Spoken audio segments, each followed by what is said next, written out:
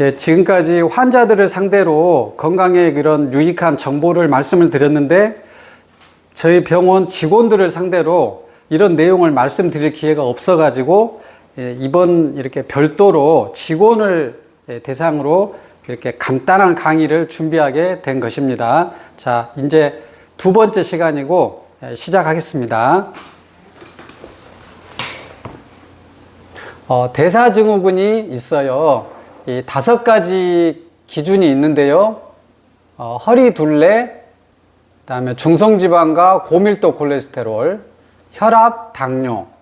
이 5가지 중에서 3가지 이상에 해당되면 대사증후군이 있다. 이렇게 말씀하는데 대사증후군의 거의 대부분의 원인은 고혈당이라고 제가 말씀드렸죠. 이 혈당 피크가 식사할 때마다 한 번씩 있어요. 저녁, 아침, 점심 이렇게. 근데 130을 기준으로 그 밑에 있는 혈당은 우리 몸에서 어느 정도 처리가 가능하지만 그 이상 되는 이 혈당, 이 면적만큼 몸 안에서는 염증이 일어나고 세포가 손상을 받고 하는 거예요. 자, 제가 환자들에게 이제 권장하는 것이 아침에 탄수화물을 먹지 않는 무탄식, 점심과 저녁은 이제 밥을 좀 줄여가지고 당질 제한식 이렇게 권장을 하는데요. 그렇게 되면은 이제 어떤 효과가 있냐면, 여기 보시면 이 보통의 식사를 했을 때 이 저녁, 아침, 점심, 저녁 계속 혈당 피크가 있는데 아침에 이제 이 무탄식을 하면 아예 혈당 피크가 없어요. 이 혈당 피크가 사라져 버렸어요. 그러면 그 전날 저녁부터 그 다음날 점심 때까지 공복 혈당을 유지할 수 있어요. 아침을 먹었는데도 무탄식을 하면, 그러면 약 15시간 동안의 이 시간은 혈관을 복구하고 염증을 가라앉히는데 충분한 시간이 돼요. 아침을 아예 안 먹는 사람이 많이 있죠. 아침을 안 먹는 거, 아침에 이렇게 무탄식을 하는 거, 혈당 측면에서는 똑같아요. 예. 그래서 어떻게 식사를 했냐면, 제가 먹고 있는 아침 무탄식이 계란 후라이 2개, 그 다음에 이제 양상추, 당근, 양파, 이것을 이제 볶아서 먹는데, 예, 이렇게도 했어요. 계란, 당근, 양파, 이렇게 볶아서 먹는데, 기름을 많이 넣어야 돼요. 저는 이제 올리브유를 소주잔으로 한 잔, 이게 한 40cc 됩니다. 40cc. 이거를 이제 부어가지고, 이 기름은 양념으로 먹는 게 아니고 식량으로 먹겠다는 거예요. 탄수화물 대신 칼로리로 먹겠다는 의도예요.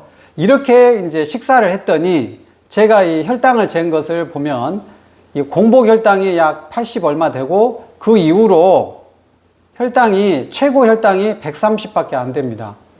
그러니까 괜찮은 혈당이에요.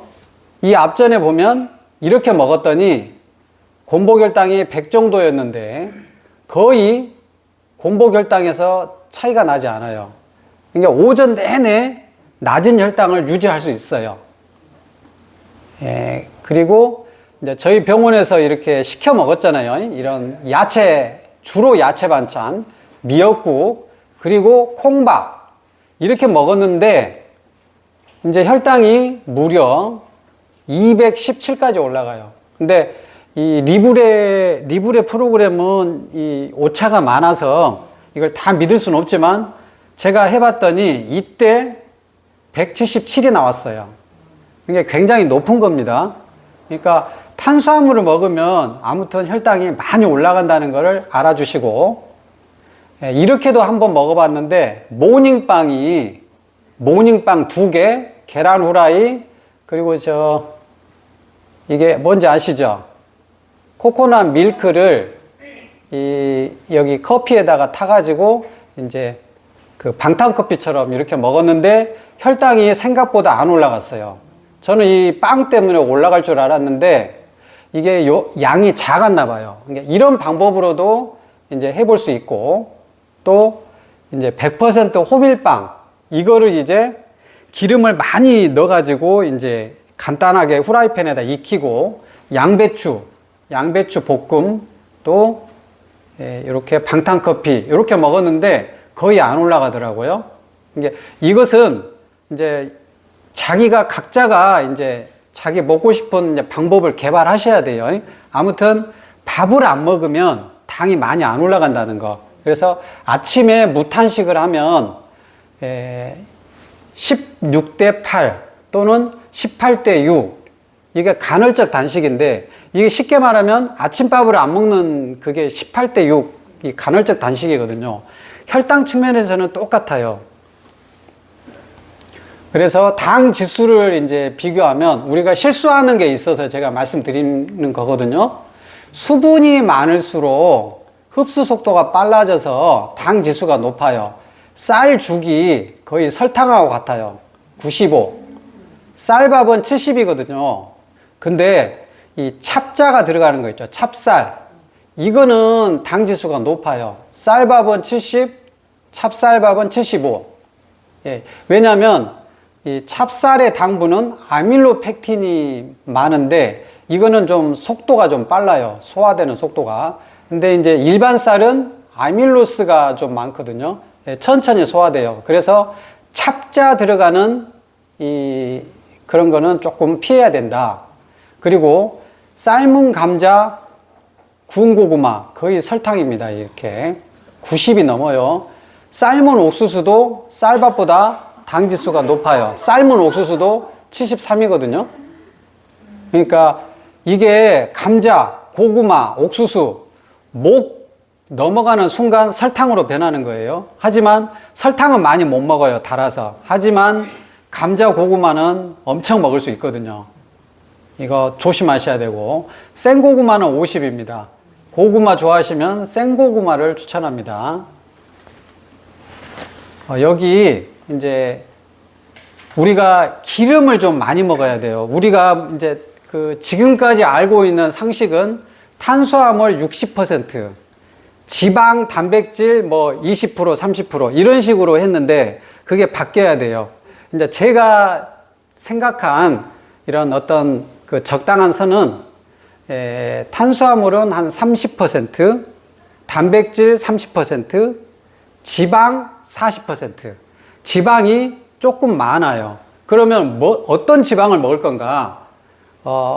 삼겹살에 있는 지방 또는 등심에 있는 지방, 이걸 많이 먹을 건가? 저는 그것은 조금만 먹어야 된다고 생각해요. 왜냐하면 그 동물의 지방은 우리가 이 중금속이든 미세 플라스틱이든 환경 호르몬이든 안 좋은 성분은 다 지방에 보관하거든요. 우리 사람도 마찬가지, 동물도 마찬가지.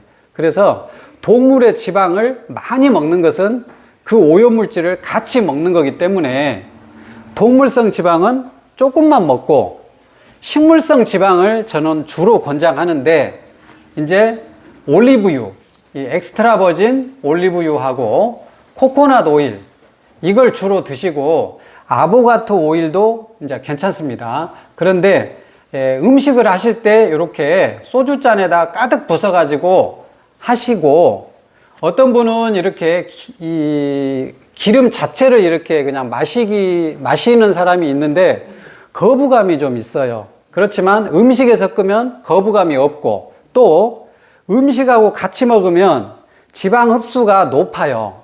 그냥 빈속에 기름만 먹으면 흡수율이 뚝 떨어집니다. 그러면 설사할 수 있어요. 그러니까 가급적이면 음식에 섞어서 하시되 기름을 많이 넣어라. 예, 그렇게 하시면 되고요.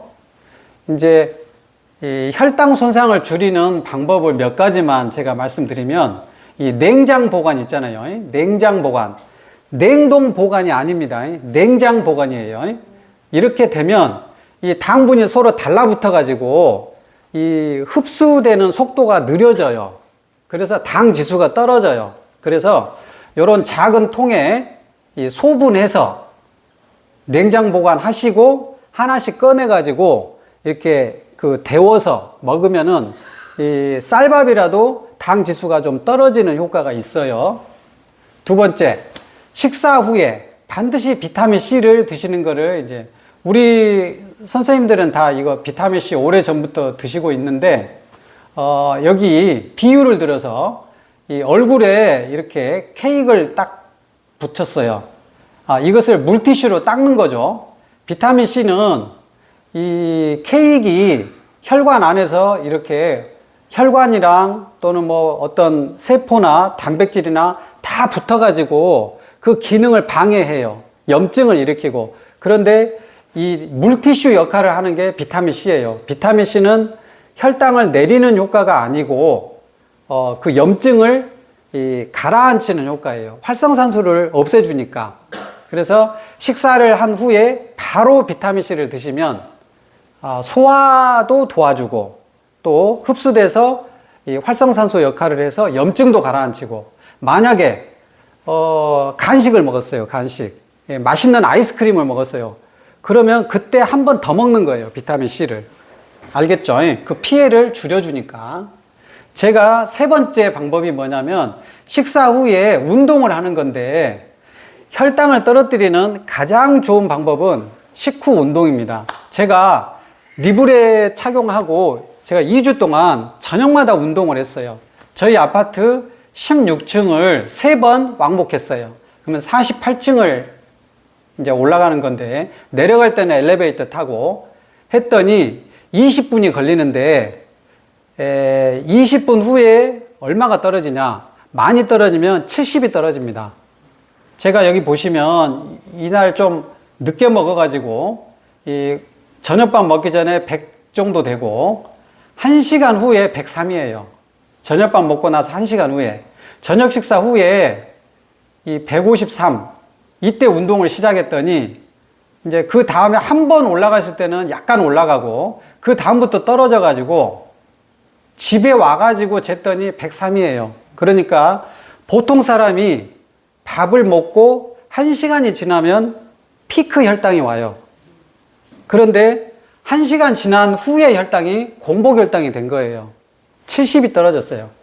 70, 173이었잖아요. 피크 혈당이. 그래서 식후에 혈당을 떨어뜨리는 데는 운동이 최고다. 계단 하셔도 되고, 산책을 나가셔도 되고, 밖에 못 나가시면 실내에서 맨손 체조라도 하시면 돼요. 자전거 타기 해도 되고, 뭐든지 해도 상관없어요. 하지만, 이 엉덩이하고 허벅지에 전체 근육의 70%가 있기 때문에 여기 운동을 하시려면 자전거를 타든지 걷기를 하든지 하는 거예요. 알겠죠? 이제 오래전에 과거의 사람들은 이런 대사증후군이 없어요. 당뇨, 고혈압, 협심증 이런 질환이 거의 없어요. 귀족들이나 있었던 병인데 왜 그러냐?